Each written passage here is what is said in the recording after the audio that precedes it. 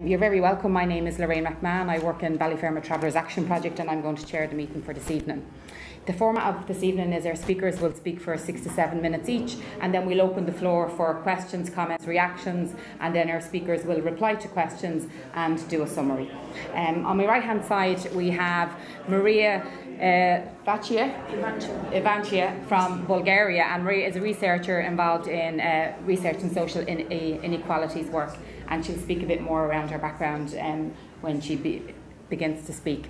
On my left hand side I have Breed Smith, People Before Profit counsellor, member of the Socialist Workers Party here in Ireland and community activist.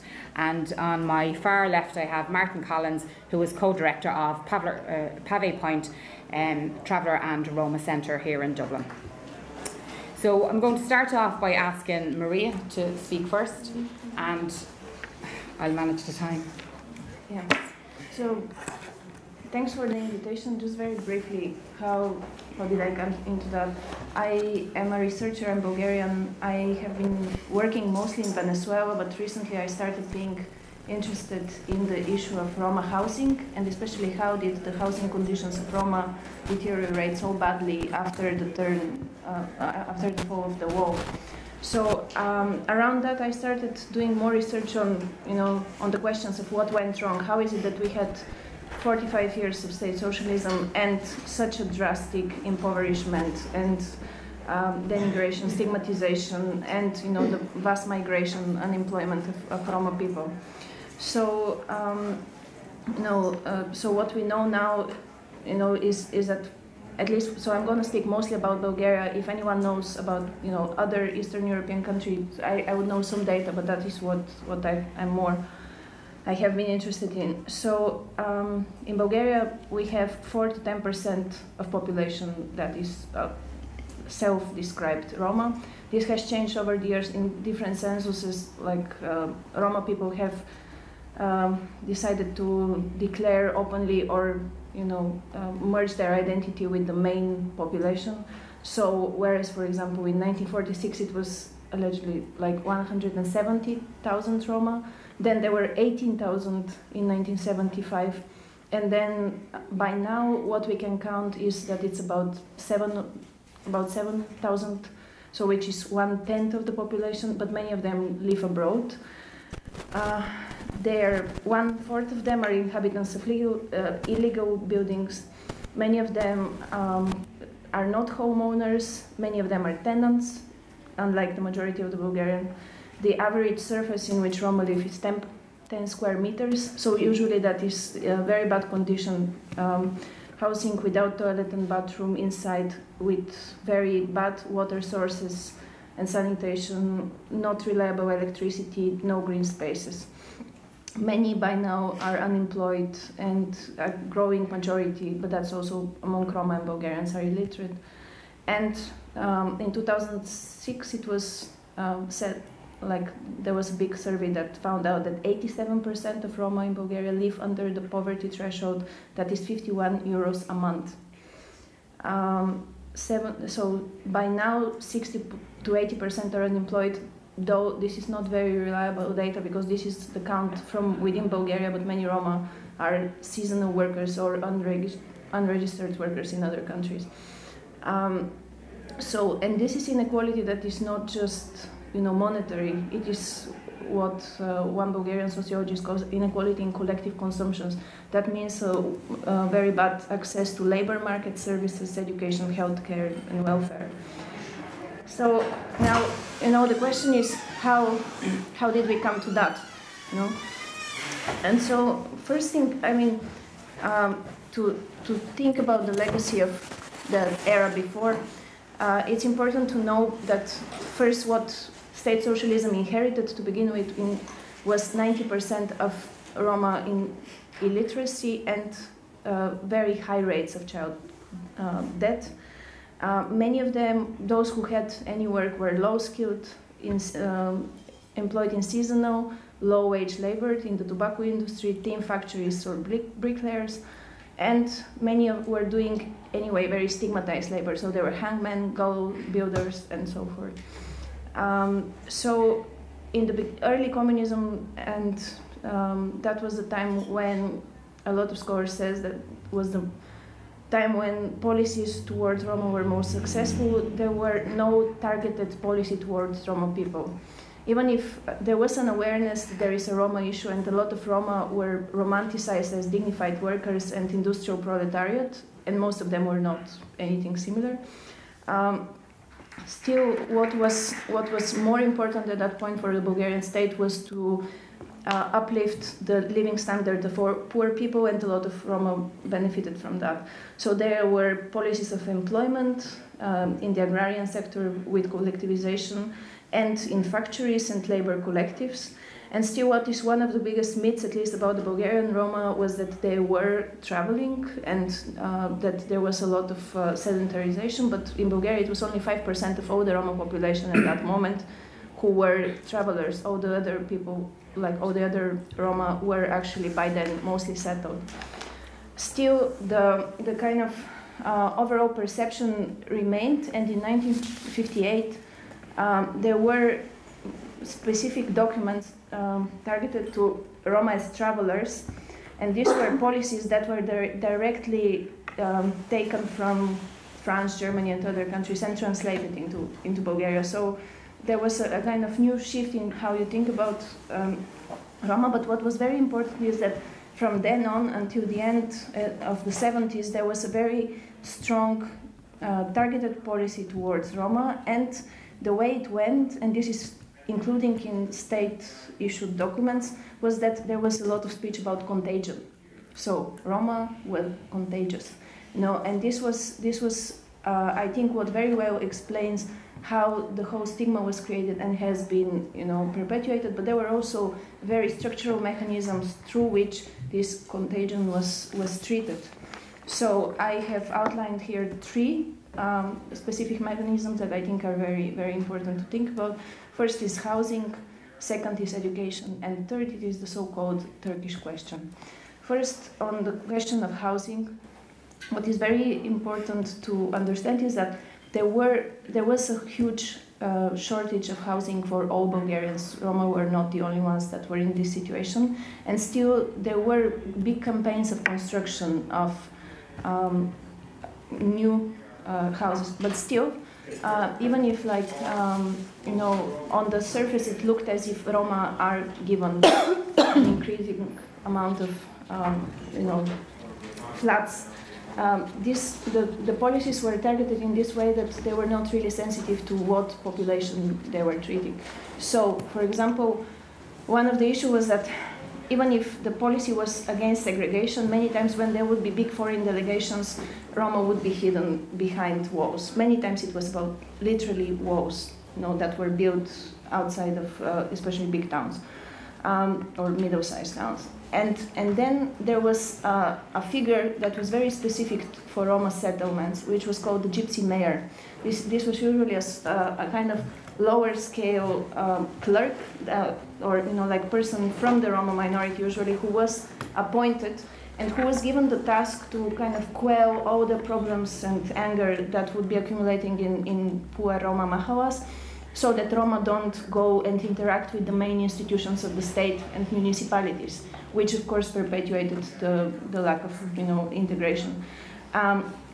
Plus, a lot of the houses that were built, and especially in the 60s and 70s, these were already high-rise that would have decreasing amount of green space around them, and would not be able to accommodate, especially because of the desegregation policy, bigger families. So a lot of families just left one of their sons, usually in the flat that was given to them, and then they would come back to their original land plot and build and encroach on terrains around that, which is a practice that has continued after 1989.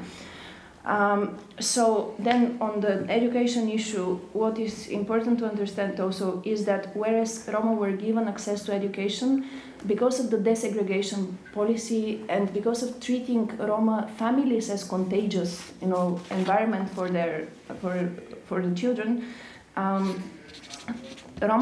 many Roma children, especially in the 60s, were taken away from their families and put into specific schools where, of course, they would be segregated again with other Roma children.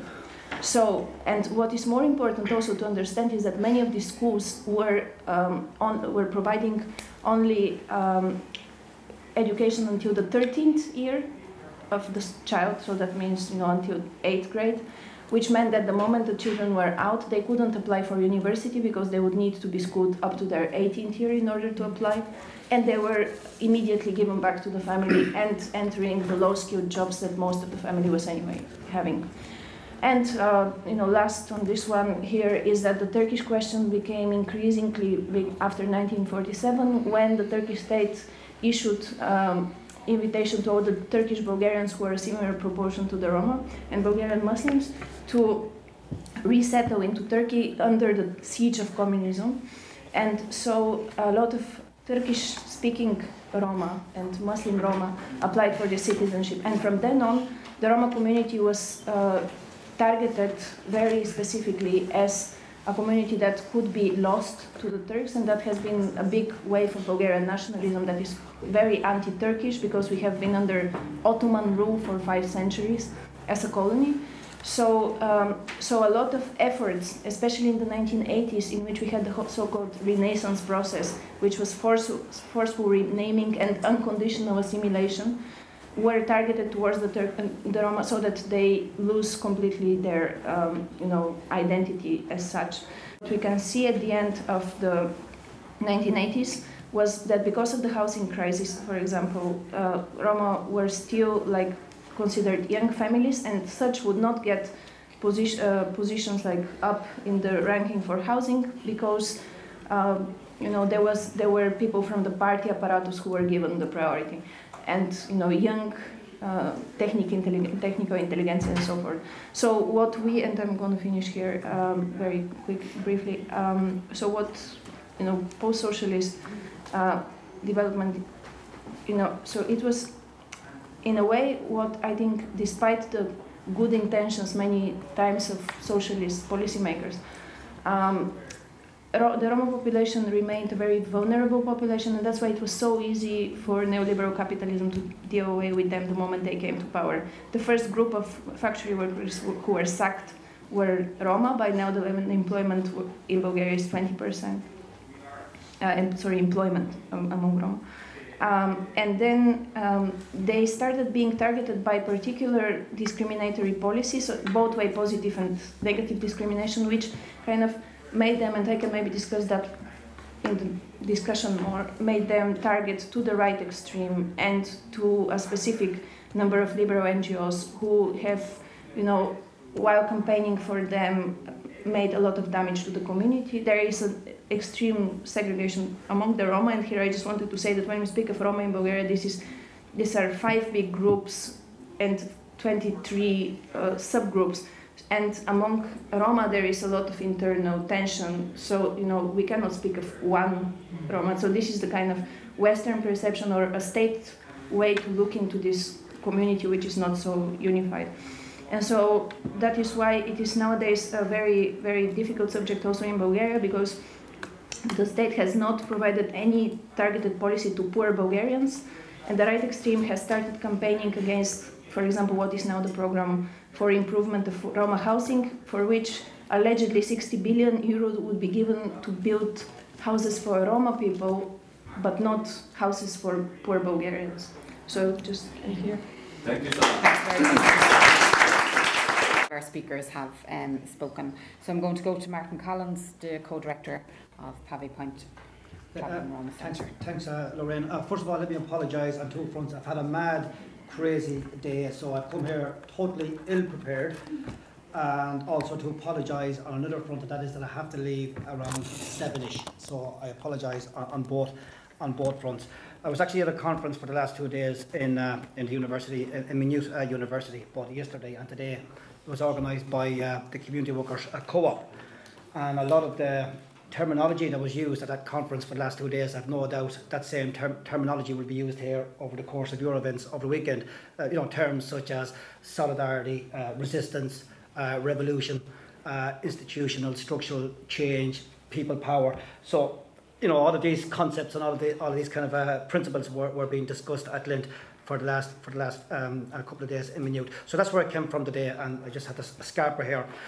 Well, first of all, just a Pavy Point Traveller and Roma Centre. It was established in 1985. We'll be celebrating our 30th anniversary next year, so watch this space. We're in the process of planning a whole range of events to mark that very significant milestone.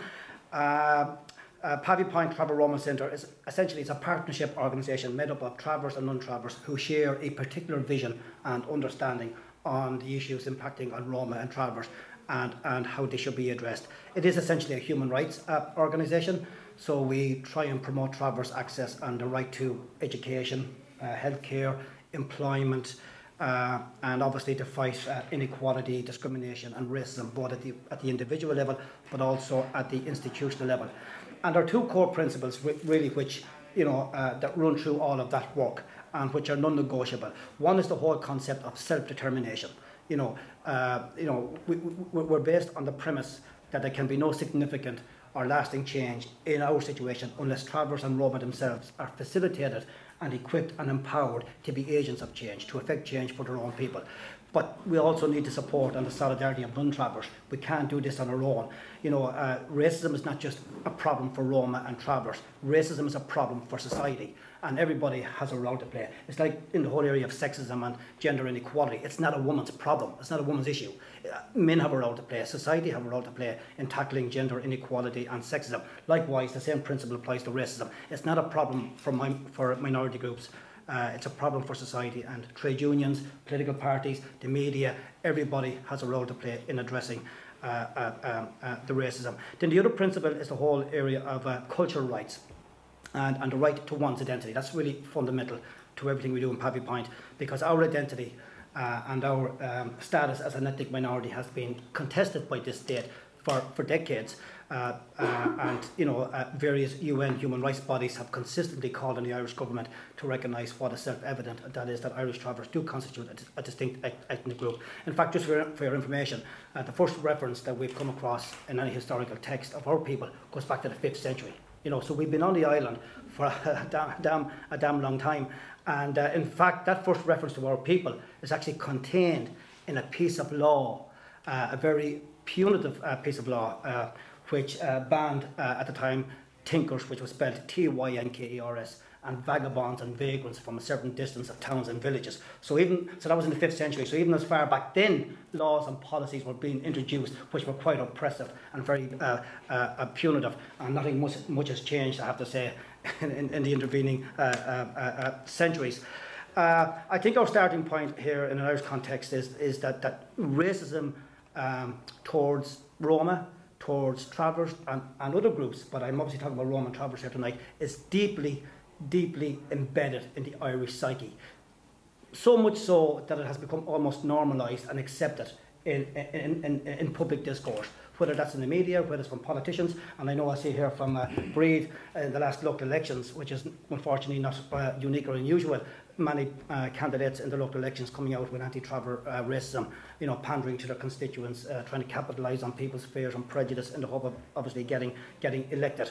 And this has happened at every local, general and every European election. I don't recall one in the 30 years I've been involved in the struggle where the race card wasn't played, not just in relation to travellers and Roma, but also in relation to other groups. And I think the manifestations of that deep-seated racism can be seen in recent events. You might remember, last October, two young Roma children were effectively abducted by the state. They were kidnapped by the state, taken away from their biological parents, all put down basically to racial profiling. I mean, the young kids concerned, because they had blonde hair and blue eyes, they didn't have dark features or brown hair or brown eyes like their parents.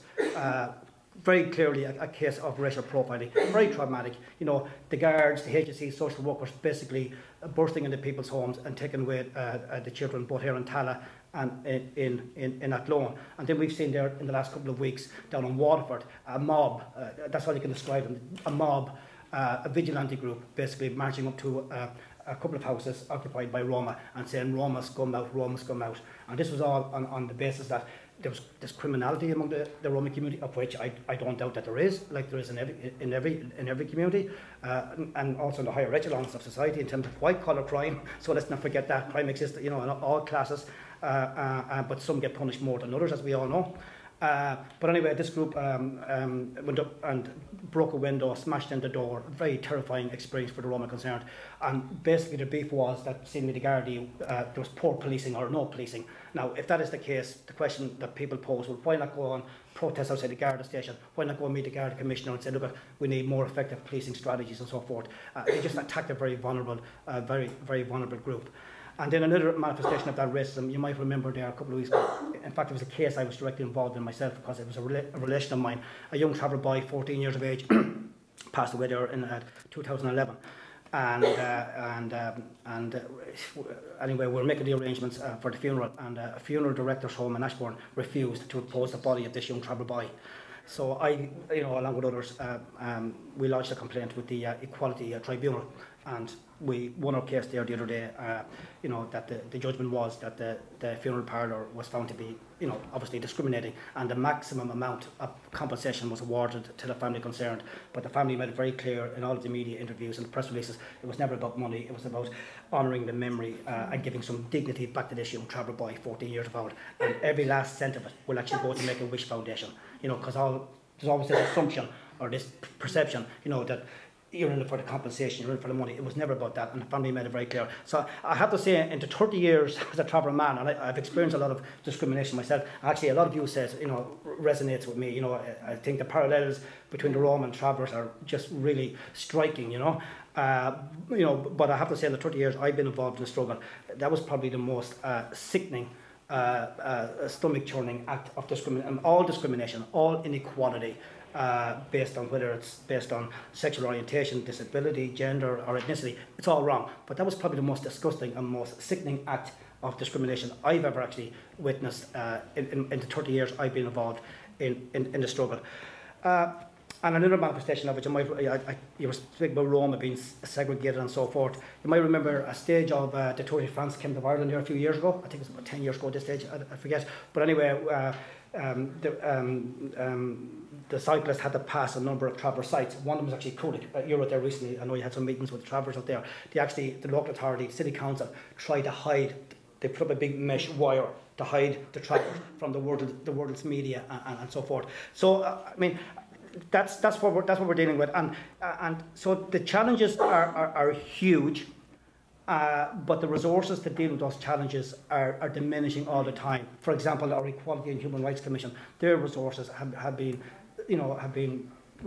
cut hugely over the last number of years. So it makes it diminishes their capacity to challenge issues of inequality and discrimination and support vulnerable communities.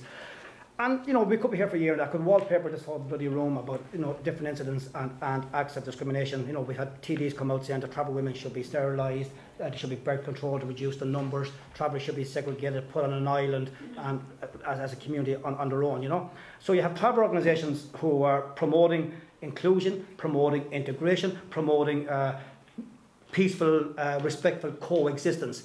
But quite often, you know, we're up against a system that is inherently racist, I would argue. You know, and I think that should be our starting point, that there is the potential for racism in all of our institutions of state. You know, every government department, the trade union movement, political parties. You know, I think we all have to self-examine.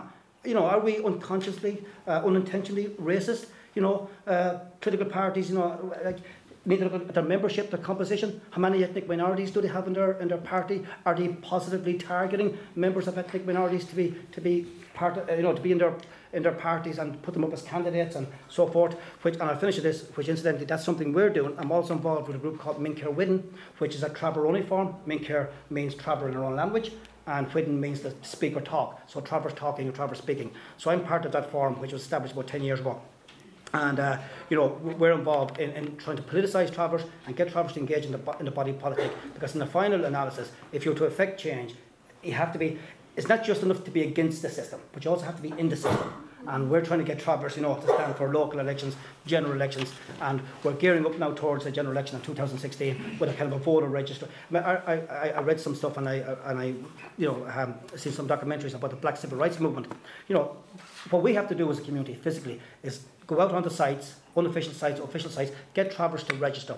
Okay, and to vote. Unfortunately, not many Travellers vote. So there's a big body of work there to be done to get Travellers to engage with and participate in the body politic, to vote, and more importantly, in my opinion, to stand in elections and to get into the Parliament, get into the councils. Because if you look at other struggles across the globe, whether it's the Maori people, the Aboriginal people, the nationalists in the north of Ireland, the only way you're going to affect real change is by, it's not just enough, as I said, to be against the system, but you have to be also in the system. And I don't see a contradiction between both.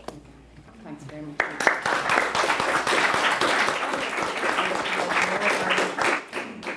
To Councillor Breed-Smith. Well, I'd like to start taking up Martin's last point about politics and Travellers. Actually, it's probably a funny place to start, but the reason I do so is because just to inform people, and also that I'm quite proud of the fact that we have engaged with the travelling community in a very political way in Ballyfermot, and the manifestation of that was that when I ran for the MEP in the elections recently, we had 3 Travellers out doing the postering with us. Without them we couldn't have managed. And then later on, when we couldn't finish the postering, another 2 or 3 of them on the north side of the city went and did a whole chunk of that. And they were very proud to do it and very happy to engage with us. And on the other hand, as you see from these clips here, there were Fine Gael candidates out your way in Dunleary, Rathdown, and across the country who were using the anti-traveller card to try and win votes. And this goes on all the time, as Martin said, it's very common. The other night we burnt our Irish water packs in Ballyfermot in a big bath, which had written on the side of it, a bath is for hygiene, not for profit. And about 5 Traveller women came down to do it with us and brought their children. And that, I felt really proud of that. I thought that was fantastic, because not just about engaging in an electoral struggle, they were actually engaging in the struggle. And on the 1st of November, when we had that tremendous, you know, demonstrations of over on 107 places around the country, in Ballyfermot, Drimna area, when we marched down and back up and blocked the Kylmore Road and the Lewis line, the travelling community provided us with the stage and with the platform and helped us carry all our equipment, microphones and all the rest of it. And they were very proud and happy to do that with us. And it's something really that I think it goes a long way in a community, because when people know this and when they see them, it helps to break down that idea that there's, you know, different interests at play here. Because not that long ago, after a series of house break-ins in Ballyfermot, we received very panicked phone calls from members of the travelling community, where it was going around Facebook that people were going to gang up on the site and attack them because they were being blamed for the house break-ins. So again, a gang of us, you know, people for profit, members and supporters, rallied around and went up to the site and stood with the Travellers for the evening to ensure that we were seen as a local councillor and as local activists to be on side with the Travellers, and anybody who might attempt to scapegoat them, that this wasn't welcome. And I think that that sort of interaction on a political level with the small p rather than the party political level is also terribly important and has done a lot for us. I want to talk a bit about the notion of racism from above, because Martin points out quite rightly that racism, anti-traveller, anti-Roma racism is embedded in this society, and it certainly is. And it's not very uncommon to hear people blame the Roma for everything and the Travellers for everything that goes wrong. And it's very easy to see how that would happen, because if you stereotype a community, as has been done for decades to both of those communities, for hundreds of years in fact, it only involves a sort of a generalisation, a short little generalisation, to blame entire communities for misbehaviour or something that may happen. So everybody, because of their looks or where they live or the way they speak, gets scapegoated. But you don't see that happening in the settled community, do you? You know, you've got Bowsies who rob houses, or act of maggot, as antisocial behaviour, a term which I hate, is used to describe them. You don't see all settled people or all Dublin people or people with Dublin accents being blamed for that, because that we're not stereotyped in that manner. But I do believe that a big proportion of this comes from above. Now, as a councillor, when I first met Lorraine and started working with the Travellers Project in Ballyfermot, Lorraine asked me to become a member of the Travellers Accommodation Committee in the council because there was so much prejudice by the other councillors against the travellers and what they were trying to achieve in terms of gaining and maintaining decent accommodation for them. And I can tell you, I was shocked, and I'm no innocent when it comes to these things.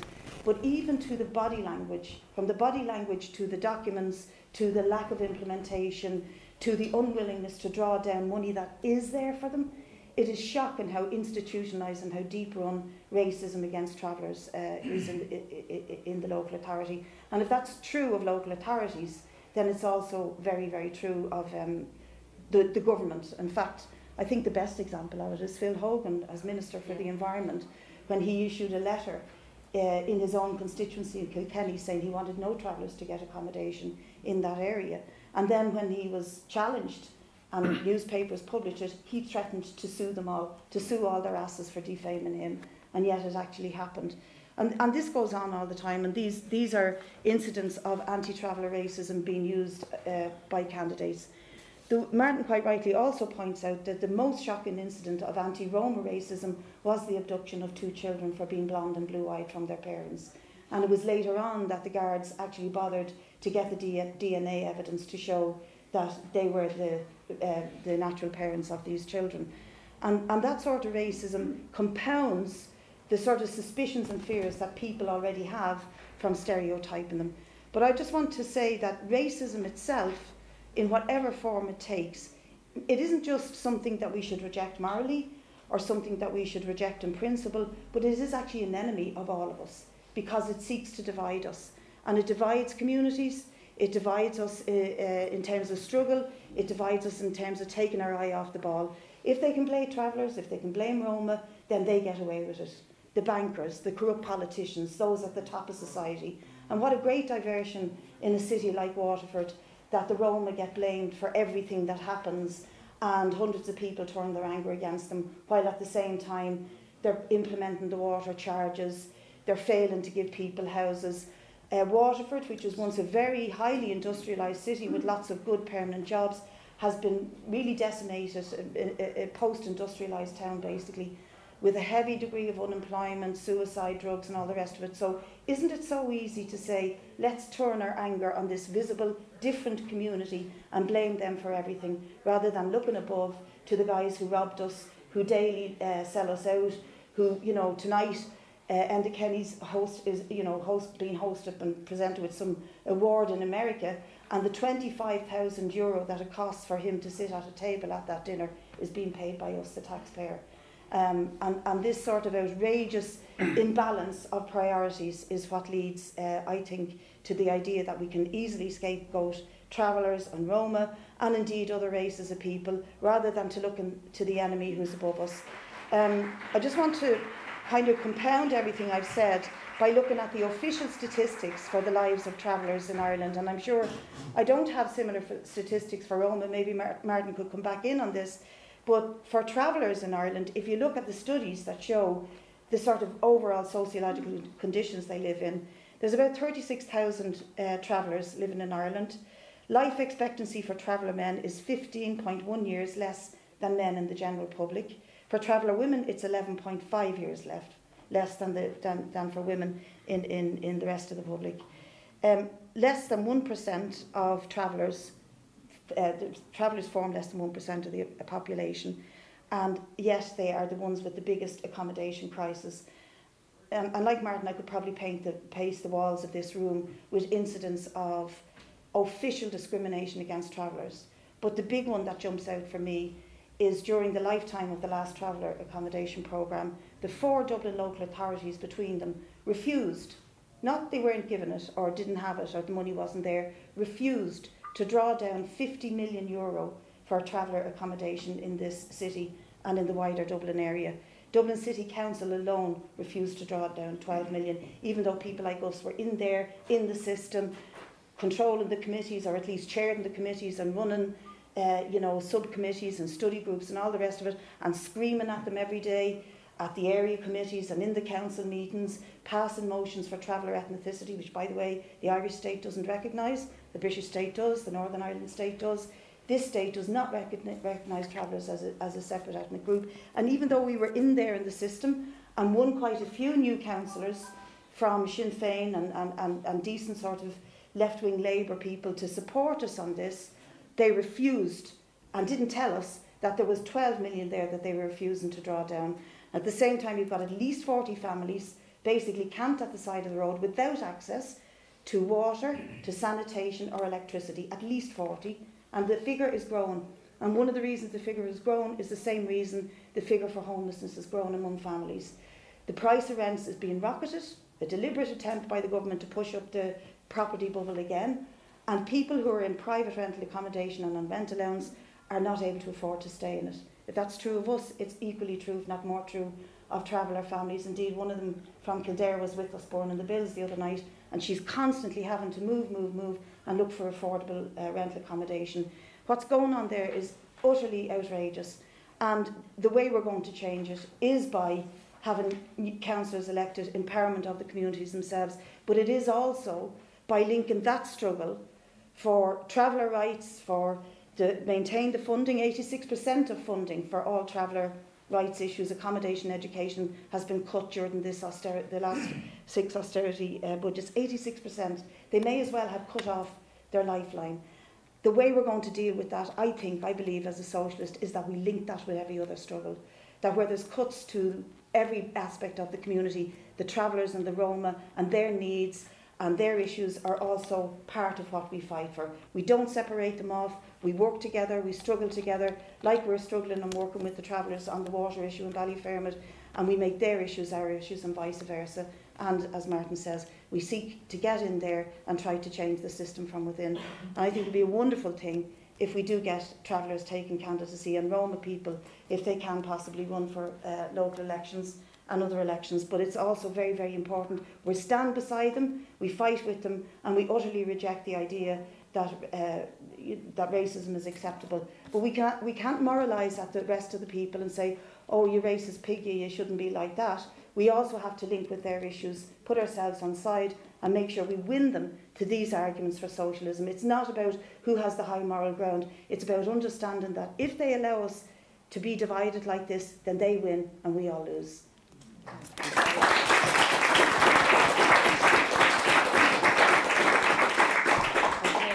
Thanks very much, Maria, Martin and Breed. That was, obviously a lot of food for thought for people, but huge similarities in terms of the Roma community in Bulgaria and the traveller community here in Ireland, as Martin made a comment on. So I'm going to open up to the floor in relation to people's reactions, comments or questions to the panel.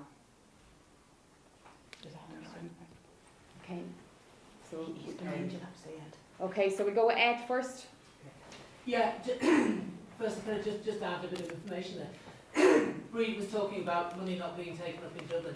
Same thing happened in West Cork, and it was 9 million in West Cork, wasn't taken up for traveller accommodation.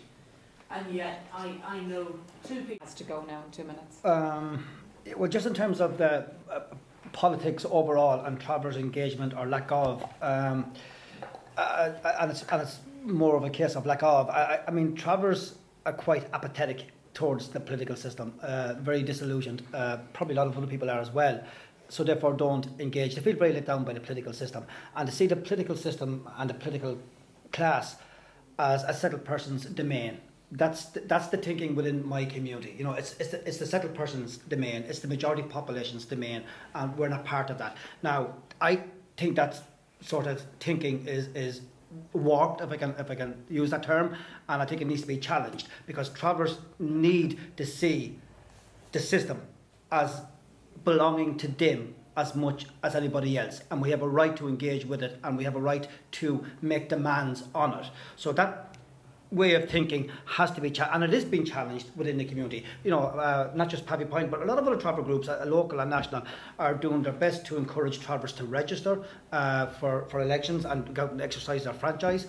And there has been over the years efforts to field candidates. I mean, the very first traveller to ever stand in a general election was Nan Joyce back in 1982, which incidentally, and I'm not usually a conspiracy theorist, but she was framed, some stolen property was put on the campsite, and her whole credibility was undermined, but it was quite a symbolic event in that, she was the first to say, look, we need to engage with the system and we need to be part of the system and try and get things done. Then we had a few other travellers over the years, like Margaret Sweeney in Galway. I think she stood for a general election back in the mid-90s or something like that.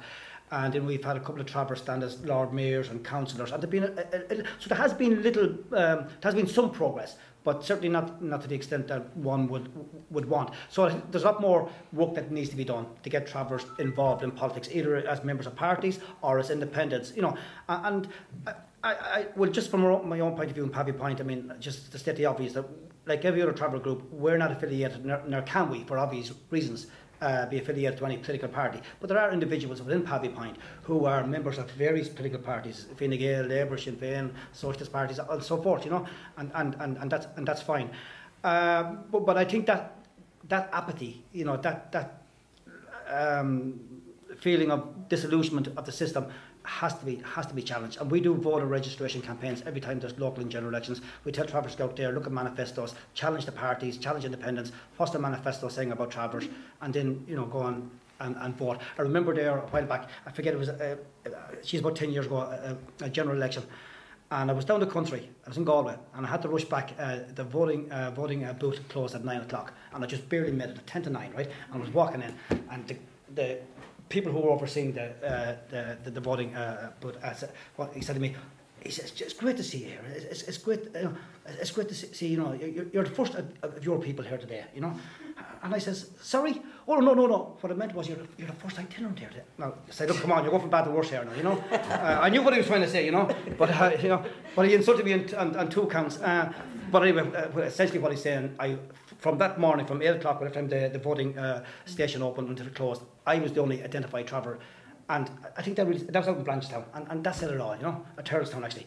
And so it was quite obvious to him that no travellers came to vote. And I think that is the reality, unfortunately. But I think we're all doing our best to try and encourage travellers to engage in the system. It's a big challenge. But other communities have done it. The Black Civil Rights Movement done it. The Maoris have done it, and the Roma have actually done it. The Roma have been quite successful at getting involved in politics. In fact, there's 3 Roma now in the European Parliament. From the last European elections. And also there's many Roma in France and Germany who've been elected as international parliaments, and so, and I do know as well that in some places, I think it's Romania and where there's affirmative action policies in place to have reserved seats, for members of these communities, and likewise with the Sami in Finland, so I know there's a big debate taking place at the moment around the underrepresentation of women in politics, and there's a big debate around quotas and affirmative action, but I think the same debate needs to take place for ethnic minorities. How can we make our parliament, how can we make our democratic systems more inclusive and more representative? And one of the ways possibly could be quotas or affirmative action policies, reserved seats. It has been done elsewhere. There is precedence, and we can just apply them here in an Irish context. There's no reason why we couldn't. I know Martin is running out the door. Yeah. Key message you want to say to leave us with in terms of where we go forward? I think, I believe it or not, the ethnicity is important, because I think symbolically and practically is a key issue. I mean, as a traveller man, I'm very proud of my Irishness. I'm also very proud of my travellerness. I have institutions, I have emblems, I have flags, I have everything that represents my Irishness, but I have very little in the way of institutions or flags or emblems that represent my travellerness. And I would like some validation or some acknowledgement of traveller ethnicity. It's always contested, it's always been diminished, it's always been, under the microscope, as it were.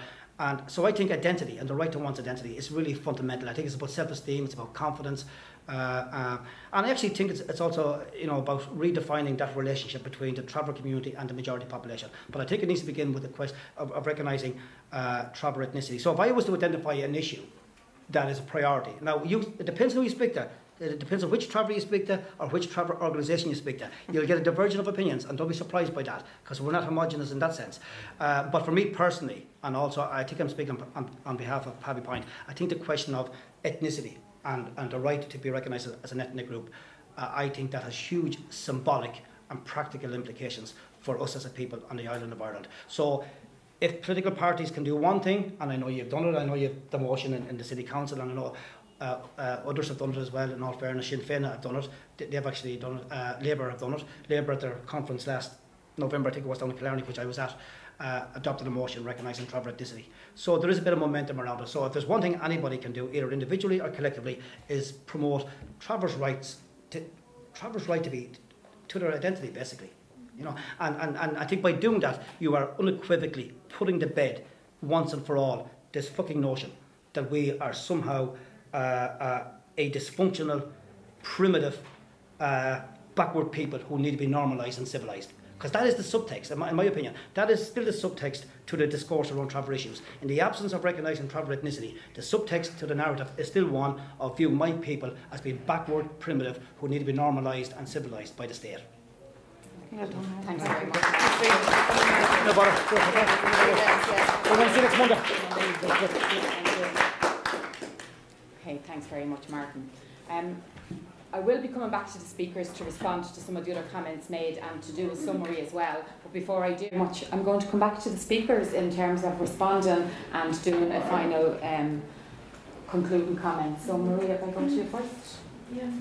I mean, there were a lot of things said, and I would, I guess, respond to the places where I see there are, I think, parallels that need to be done between countries that seem not to have too much in common, and on the issue of, you know, well, travellers, Roma, and political representation. But I would start first with the, you know, I think at present with the water marches and the campaign against the water tax in Ireland, we have a very nice struggle being staged, but it does have its downsides, and I think we need to be very careful about this.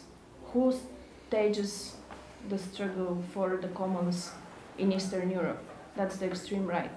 How do they stage it? They stage it on behalf of ethnically pure Bulgarians, ethnically pure communities, and they do it to citizens versus non-citizens, i.e. here that would be travelers might benefit, but you know, Roma wouldn't. And this is a very, very dangerous cleavage that in a country that has traditionally fought ethnic nationalism, you know, where the left would declare itself nationalist for, you know, probably good reasons, this becomes a very, you know, difficult, I think, how to say, difficult dilemma on which side to stay, you know. Are we to stay with those who would declare themselves nationalists, but, you know, would continue with the ethnic argument about it, or we would declare ourselves against that? And I think this is very important that at present the, you know, water campaign is not for Irish, not for, you know, citizens, but for not humans and for people, you know. And on this, you know, coming to the second point which Michael made, and I've been having long-standing discussions with, I'm supervising 2 Roma PhD students who are currently exchange students in Budapest with the Open Society Foundation, and both of them are from Spain. And there is a kind of ongoing debate, and I see that it's very much reflected in Michael's statement about representation. And it is a bit like the hen and the egg, in the sense that it's a bit like socialists supporting gay marriage. Of course we support it, but we're against marriage. So we're currently, you know, in a situation in which there is total distrust against the political system, not because we're against, for example, workers' parties, but because we're against the parties that function at present as machines of elite reproduction on national and international level. Now, Bulgaria has had, and Eastern Europe, a lot of, you know, ethnically Roma or Turkish politicians. In fact, Bulgaria has, I think, the worst record of an ethnic party that has been representing the Turkish and ethnic and Roma minorities. That's the Movement for Rights and Freedoms and Liberties, which recently gained something like 17% through enforced vote.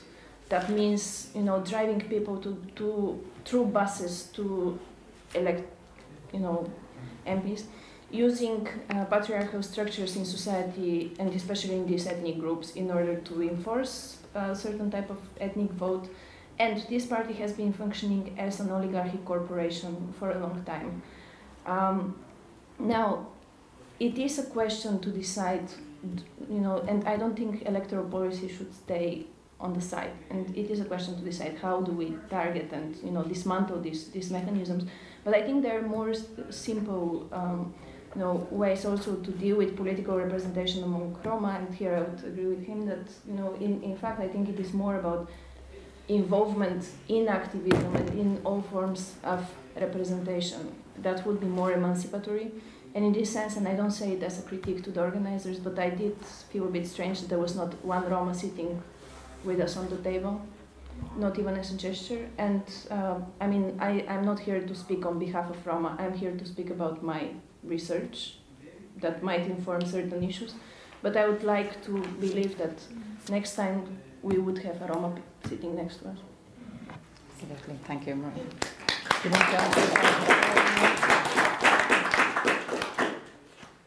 I'm going to hand over to Breed. Yeah, okay. I just want to come back first of all on Hughie's point about Sinn Féin, and I think it was sort of answered from the floor, but just to flesh it out a little bit. You see, when you run for elections, as you know yourself, and as everybody in this room who's involved with people before profit of the Socialist Workers' Party knows, there's a huge pressure on you to get the votes to win the seat, to get the votes to win the seat, to get the votes to win the seat. And unless your politics are very strong and you have a very strong understanding that it isn't all about electoralism, that it's also about revolution, that it's also about self-organisation and self-emancipation, and that's what roots you in your belief and why you're running in the first place, then you're going to succumb to that pressure when it comes on you. You know, when it's popular on a bus to blame the Roma, it's very unpopular for councillors to stand up against that, and fair play, we do, and Hughie did, and we do all the time, but not because we're great guys, but because that's what our politics informs us, that we stand with the oppressed against the oppressor, that we're for an absolute dismantling of a system that alienates people in this way and that divides us as the 95% that don't gain from the vast wealth in the world. And understanding too, as Kieran pointed out, that the reason racism exists against people who move about, against nomadic people, is because capitalism doesn't like that. These feckers won't settle down and get a job, and they won't conform to the system. We don't like that because we want to make profits and we want to make it out of people's labour, and we can't do it with these guys. And so you can see the numbers shrinking all the time, the numbers of travellers, the numbers of nomadic people shrinking all the time, because the societal pressures to force them into conformity, into, you know, being something of the past, is on them all the time. And I do support Martin's really strong appeal for defence of their identity and defence of their cultural independence, that I think that's something we should fight for. But I would like to just clarify and come back on him, and I'm backing up Hughie's point, is that it isn't good enough just to run for elections. You also have to fight the system, and you have to do it together, and you have to find ways of doing it together. And for us, I think the most worrying thing is the Waterford incident. And I have to say, Seamus, that it's not sort of accidental. We've been building campaigns in Waterford now for the last 6 to 10 years, but we haven't been building a strong socialist alternative. We've taken our eye off the ball. We've taken our eye off the ball of people before profit of the Socialist Workers' Party. And when you do that, you're allowing these rotten right-wing ideas to get a grip inside the working class, because you're not with the working class fighting for the change that they require. And yes, you know, we're with them when it comes to property tax, and we're with them when it comes to water charges, you know, as individual socialists in Waterford.